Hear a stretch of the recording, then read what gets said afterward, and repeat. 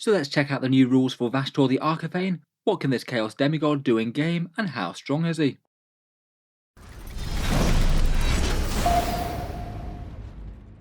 Hello and welcome back to Auspex Tactics, where today we're talking about the Chaos Demigod of the Forge, Vashtorr the Arkifane, and the 4 new rules that Games Workshop have now made available to download. It's certainly been a very hotly anticipated model, a very nice creepy demon with a whole load of technical heresy bits stuck all over him. Quite a nice development to the 40k lore, I think, and people have been kind of interested to see how they might be able to field him in their armies. Today let's talk about the rules for fielding him, his datasheet and what it does and doesn't do in game, and Games Workshop's rules for his new Army of Renown that they've released, representing Vashtorr leading a whole load of demon engines into battle. So first up, in terms of the rules for fielding him, I think people were wondering which armies he might be able to appear in. Chaos Space Marines seems likely given the narrative of Arcs of Omen, though he would fit in pretty well with both demons and knights. It looks like Vashtorr's main keywords are the Traitorous and Heretic Astartes ones, so he's basically nominally a part of the Chaos Space Marine army at the moment, but he does also have the Agent of Chaos keyword as well, which I believe means that under current rules he could be taken in the Chaos Demons and Chaos Knights codex as well. Both of those don't have their detachment rules broken because of Agents of Chaos in them there, though I must admit I am a little uncertain as to whether or not that's translated properly over to Arcs of Omen or not, and whether or not you can just take him in an Arcs of Omen alongside those armies. It does appear that in terms of rules and things, he doesn't really have any synergy with either Chaos Knights or Chaos Demons, which is kind of sad, seeing as he both is a Master of Machines and a Demon. So it does look like Chaos Space Marines are going to be the main way that you'd want to field him. If you were taking him in Chaos Space Marines, then there's 2 main options for that. Either you can just field him alongside your standard Legion, and he won't break Legion traits or anything like that, seeing as he's an Agent of Chaos, so you could run him in a Black Legion army, just jumping around doing his thing. Or alternatively, you can use him to lead his own army of renown called Cogs of Vashtorr. Again, this is a Chaos Marine only formation, and this is basically a Demon Engine focused one that sort of operates as its own mini Legion rules. I believe that currently in Arcs of Omen you wouldn't be able to field him as Death Guard or Thousand Sons, seeing as those codexes were written before the Agent of Chaos keyword came into being. If you were using it before Arcs of Omen, I guess you could take him in an auxiliary support and things, and break their detachment rules and stuff. I feel like Games Workshop should probably just redo the Agent of Chaos keyword in a similar way to the Imperium ones, and allow you to take something like an auxiliary support with Vashtorr in alongside any Chaos army. That would be quite a good idea, I think. In any case, technicalities of taking him aside, Vashtorr the Arkifane is 260 points and an HQ choice for Chaos Space Marines, with expected keywords like character, monster, demon, and fly. To all intents and purposes, he feels like he's got the sort of feel of a raised demon prince, even if technically he's his own chaos deity entity in himself. Statline wise, he's fairly chunky, he moves 12 inches, hits on 2s in melee and 3s at range, has strength and toughness 7, 14 wounds, 7 attacks, leadership 9, and a 2+ save. On his defensive profile, he is at least fairly hard to kill. 14 wounds and toughness 7 is a good start. He's also got a 4+ invul save and -1 damage in general, and overall that'll largely average out to being fairly similarly tough to other big threats moving up the board. He'll be particularly hard to kill with any damage 2 weapons due to the -1 damage. He doesn't have anything more fancy like damage caps or preventing being targeted though, so he does run the risk of just getting focused down by a whole load of guns if the opponent does deem him important enough. In terms of weapons, his claw is essentially a boosted heavy flamer, d6 shots at strength 5, AP -2 and damage 1, all hitting at 12 inches automatically. It appears that he doesn't have the Let the Galaxy Burn rule on the datasheet unfortunately, so he's not getting the extra 2 hits from that, but still that should be enough to at least fry an infantry model or 2 as he closes in. Really, his main threat all comes from that hammer. That strikes at strength ×2, AP -2 and damage 3, so usually that's going to be 7 attacks all at strength 14 and damage 3, which is fairly impressive. And perhaps kind of like the Void Dragon in his own way, he gets better rules against vehicles. If you make an unmodified wound roll of a 5+ against a vehicle target with that hammer, then the target suffers 4 mortal wounds and the attack sequence ends, so it's quite a handy way of bypassing saves and invuls. If you can get that hammer into a vehicle, then that's probably going to be the best use of him in game. In terms of special rules, he gets Warp Strike, so you could Deep Strike him if you needed to. I feel like that's probably not going to be the best option though. He'd likely be trying and failing to make a 9-inch charge on the turn that he comes in, which isn't that reliable. And then for his special rule, he's just got the one big special rule called Will of the Arkifane, and it's your choice of either one buff or 2 different debuffs. This feels like a similar sort of rule that Angron had, basically pick one of 3 different rules in the command phase each turn, rather than having too many stacking special rules. For Will of the Arkifane, you've got one called Unholy Mechanisms. This one's basically +1 to hit for Traitoris Astartes Demon Engine model. Chosen any command phase, and you do have to be pretty close to them, within 3 inches. It's a bit disappointing that unlike a Warpsmith or anything like that, he can't use it to affect aircraft or Titanic units. So no putting this buff on a Khorne Lord of Skulls, which is actually one of the places where it would have been most efficient. It's not terrible, but not a lot to write home about.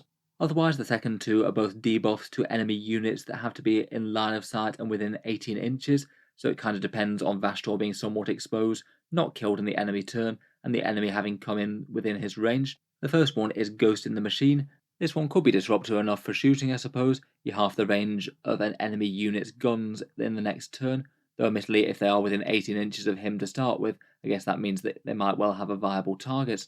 The other one is called Agonized Machine Spirit. This one is a debuff for an enemy vehicle within 18 inches and visible, and until the start of the next command phase, you halve the movement and attacks characteristics of the models in that unit. It's kind of dependent on your opponent actually having vehicles in their army, and not every enemy does, but ideally if you could put that on something like a souped up Dreadnought, or something really big like an Imperial Knight, that is going to get you some decent value. I'd say this one's probably the priority to use if you can make use of it. Otherwise, I guess it's going to be trying to have Vashtorr end the turn next to a Demon Engine if possible to give it the +1 to hit. Overall, I would say that Will of the Arkifane rule isn't particularly impressive. I feel like for a 260 point demigod of machines, I would have expected a little bit more than this. He doesn't have any passive aura buffs for nearby Demon Engines or Obliterators or anything. He can't heal vehicles like a Warpsmith, which I would have guessed would have been something he could do quite easily. And he also doesn't have any sort of passive rerolls like a Demon Prince either. Due to this being a bit underwhelming, I feel like he's mainly just going to be considered as a melee beatstick type character and not much else. Finally, if he does get a Warlord trait, then it's Lord of Terror from the Chaos Space Marine Codex. Unfortunately, that one's not really a great one. It's a morale debuff within 6 inches. Enemy units take 2d6 on morale and drop the lowest.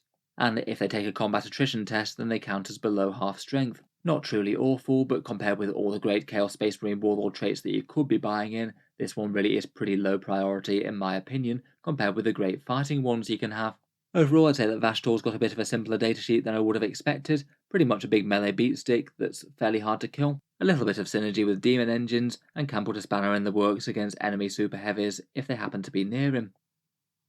In terms of his damage output, this is what you could roughly expect out of a full round of combat from Vashtorr. His hammer will kill around about 3 Space Marines, 2 or 3 Space Marine Terminators with the flat 3 damage, and then significantly better against vehicles with an average of 13 wounds to a toughness 7 vehicle, or 10 wounds to a toughness 8 vehicle with a 5+ invul and -1 damage. He's generally going to be best off at fighting against the really heavy vehicles that the enemy has to muster. That big mortal wound hammer attack is quite nice for just blasting through a bunch of layered defensive barriers, things like -1 damage, invul saves and high saves in general. Overall, I'd say it's not bad, but not awesome for 260 points that you're playing for him. I feel like he's going to feel quite tame compared with other Chaos melee threats that you can put on the table, unless you happen to be fighting something like Imperial Knights or other vehicles. In terms of buffs and synergies within Codex Chaos Space Marines, the best thing that he's going to be handing out is that +1 to hit, which I guess is nice enough on a Forge Fiend or a Venom Crawler or something. Ideally you want it on the biggest, scariest demon engine that you can put out, but it's kind of sad that it's locked out of Titanic units for the Lord of Skulls. Either way, it's not super exciting compared with the same thing that you can get from a Warpsmith. He doesn't get the Galaxy Burn, which is kind of sad for no Wanton rules and no buff to his Flamer. Would have been kind of handy for the Assault one once he gets to round 3. Otherwise, he just has very little synergy with the rest of the Chaos Space Marine Codex as well. He's locked out of the vast majority of Chaos Space Marine character buffs, as he doesn't have Legion, and a lot of the buffs revolve around that. It means that you can't use Psychic Powers on him, or Prayers to the Dark Gods, and the vast majority of character buffs are also Legion locked as well. I guess Abaddon could give him some full rerolls to hit, but not to wound as he's not Black Legion. I feel like if you're running Abaddon though, you're probably just best off using his own buff on himself if he can get into combat. He is going to be hitting significantly harder than Vashtorr is. Otherwise, for stratagems, basically nothing really works on Vashtorr, again due to the keywords. I think the only one he can access for a quick read over is Death to the False Emperor. That's the one that allows you to reroll hits against Loyalist Astartes in melee. A little bit underwhelming when he's already hitting on 2s anyway. You could probably achieve the same sort of thing with a command reroll if he just makes one miss. It seems that stratagem-wise, the usual things like command point rerolls and maybe counter-offensive on occasion are probably going to be the best use for command points on him if you bother. The new rules aren't just about Vashtorr himself though, he also gets this Cogs of Vashtorr Army of Renown as well, basically representing him leading a whole load of Heretic Astartes demon engines into battle. So it is basically another mini way to play Chaos Space Marines alongside the rules that you have in the Codex, plus things like Bellacor's Army of Renown that he gets. As rules go, this one really is a fairly simple and focused one, I'd say. Again, there's no real rules for overlapping mixed armies, and it doesn't even give you any exemption for the Agent of Chaos keyword in this one, so I guess it means that you're just looking at from the units from the Chaos Space Marine Codex only and no others. You also can't take Cult Marines, so no Khorne Berserkers or Rubik Marines, and you're not allowed to take Demon Princes either. It seems that like Be'lakor, Vashtorr gets jealous of the other demon overlords. Otherwise, it's fairly light in restrictions. Vashtorr must be the Warlord, though I guess you don't necessarily have to buy in his Warlord trait as per the Arcs of Omen rules. And then you basically don't get any other Legion upgrades or things. You don't get any of, say, the Black Legion, Relics, Stratagems, and Warlord traits, and you don't get their Legion trait either. That's replaced by Vashtorr's Techinfernal Foci rule, as we'll get onto. It means that unlike a few armies of renown in the past, you can't just designate your army as Black Legion and still access things like character traits and stuff, though you will be able to take their unique characters like Abaddon. In terms of benefits that you get for this, you get that unique Legion trait, 3 unique relics that you can buy in if you want to, and then 6 unique stratagems that broadly help out demon engines. Basically, this thing is supposed to be demon engines the army, with little support for other stuff. First up, perhaps the biggest rule, is this Techinfernal Foci rule for demon engines. This is basically Vashtorr's version of a Legion trait, and the way that this one works is that all demon engines always count as being in all 3 of the wanton rules, so you get exploding 6s to hit with all weapons all the time, including heavy weapons and melee weapons. It's a fairly powerful boost, I think, particularly to the heavy weapons, which would usually only get 1 turn of that before getting their wanton rule turned off, and I guess it's nice enough to get exploding 6s for combat very early in the game as well.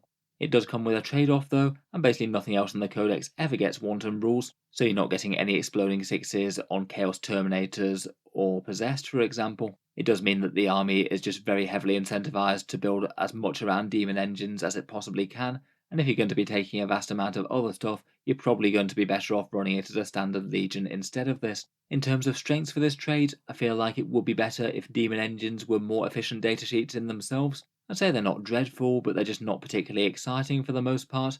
Not that many lists tend to run all that many of them, maybe a few Chaos Decimators with a Soul Burner petards, and perhaps the odd Venom Crawler to help out with a bit of Psychic. It does seem a bit weird as well that things like Obliterators weren't really considered with this. I feel like they should have probably got the ability to get the rules just the same as the rest, despite not being demon engines. They are basically unholy fusions of machine and man. Otherwise, there's 3 options for unique relics in the formation. The first one is the Talisman of the Forge, and this one's perhaps the best one in my opinion. This one is one where in the command phase you nominate a demon engine within 9 inches, and that gets a 5+ feel no pain until your next command phase. The 5+ feel no pain to ignore wounds really is a genuinely good defensive boost. I think that's going to be worth it on just about anything, demon engines big or small, but usually going to have the best effect on something really massive like say a Lord of Skulls or perhaps a Brass Scorpion. If you can get that off before it starts getting targeted, then that sounds like quite a cool idea. Otherwise, there's a Helm of the Cyberphage. This one is a buff for demon engines within 6 inches. They all get an extra AP-1 range and melee against enemy vehicles. I guess if you know that you're fighting a whole load of vehicles in the meta, like Knights or Chaos Knights perhaps, then that'd be useful. Otherwise it seems a bit situational, and in many matchups it will do nothing.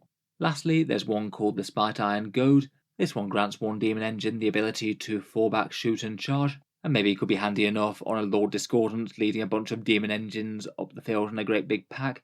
Being able to hand that out to one unit nearby each turn could be handy. Having threats like a Mauler Fiend or a Venom Crawler being able to fall back, shoot the enemy unit that it was engaged with along with the rest of your army, then either charge the same unit or a different one, all sounds very handy. I guess the main issue with that though is that Lord Discordant will generally want to have different relics on it if it can, maybe a demon weapon or that Gorget of Eternal Hatred. There's a fair few good options that they really want just to improve their raw damage and defense. This one seems usable. I'd say the anti-vehicle one's a bit weak, and the Talisman of the Forge looks like the best one of these. Finally, we've got 6 unique stratagems. Forge Surge allows you to pick a demon engine and get automatically full number of attacks with each random number weapon. Basically, this will be quite good on anything like flamers or big battle cannons and things. It can't be used on Titanic units, unfortunately, otherwise it would be really quite a nice one for the Lord of Skulls. I feel like perhaps out of the regular sized demon engines, it might be nice on the Decimator with the Soul Burner petards, that Forge World model that can spew out a whole bunch of mortal wounds. Using this stratagem each turn on one of them, plus getting the all-game wanton rules for them, will generally mean that you're going to be getting a big 8 mortal wounds out of one Decimator each and every turn, and that's really quite a big deal at range if you can spare the CP. Master's Guidance also seems like a really big hitting one if you wanted it. This one's going to be used on Vashtorr himself and costs 2 CP. It gives Vashtorr a great big aura of full rerolls to hit for demon engines within 6 inches of him. So ideally you'd want that to be affecting really quite a big chunk of your army, maybe multiple Forge Fiends or Venom Crawlers or something like that. If you can get a fair few demon engines within range of Vashtorr, then this could well be worth it. It will be a big spike in terms of damage output for them, but at the same time it isn't cheap as well. 2 command points each time you trigger it is quite a big investment. Next up we've got Cogitated Fates for 1 command point. This one could apply to any unit in the army and it basically ignores cover at range. It's not terrible, and maybe could be good against something like Space Marine Eliminators, perhaps, who can get multiple benefits from cover, but for the most part I feel like this one's going to be pretty niche. Glitch Curse is quite a fun one for 1 command point when an enemy unit shoots your unit that's near your own warlord. The enemy unit that's just shot your unit then has their weapons malfunction and takes D3 mortal wounds on a 2-4, or a flat 3 mortal wounds on a 5 or 6. Getting a little bit of damage in the opponent's phase could be quite meaningful from time to time. I guess the ultimate dream for this one would be something like an enemy vehicle shoots at your unit just before it's about to charge in, and then you use this to destroy their model because it's badly injured. Even just chipping away at another infantry model or so could be kind of handy from this though. I guess it depends on how valuable the target doing the shooting was. Something like an Eldar Dark Reaper unit certainly wouldn't like this. Next up there's an interestingly named one called Keiko Spark Prattle. This one is sort of like an Agents of Vex or a Planned Generations in the Making equivalent. You pick one enemy stratagem that they've just used that isn't the command reroll, and then from now on it's going to cost the enemy 1 extra CP to use that same one. Could be good for stratagems that are just a real staple of the army, say for example the Space Marines Transhuman Physiology as a nice defensive buff, maybe Imperial Knights rotating ion shields, or you could even use it on something like the counter-offensive to interrupt in melee. You can only use it once, and it is going to cost you a command point to use it as well, so ideally you'd want to target something that you're pretty sure that the opponent's going to use multiple times in the rest of the game. Finally we've got Foul Alterations for 1 command point. This one allows a demon engine to advance, shoot and charge. Really quite nice for a mixed role demon engine, this one. Again, perhaps the best target for this seems to be something like a Lord of Skulls or Brass Scorpion. They've got meaningful guns and massive melee that they really want to get into combat for. Could still be very handy though for something like, say, a Mauler Fiend or a Defiler perhaps, rushing towards combat and trying to engage something far away. Definitely a helpful option for demon engine support there. Overall, most of them seem usable. I feel like perhaps the most reliably good ones would probably be the Foul Alterations fast moving one, and perhaps Forge Surge combined with Forge World Chaos Decimators to get some mortal wounds going reliably. The rest are all pretty useful though maybe not auto-include in every game. So overall, putting it all together, how strong is Vashtorr in-game at the moment? From initial impressions, I would probably say that he's not going to be enormously competitive, I'm afraid. 260 points is a fair amount for a character, and I feel like his combat abilities just don't really quite live up to the sheer horrors of 9th edition at the moment. He's by no means bad, but he just doesn't really add a whole load of value to the army outside of his combat abilities.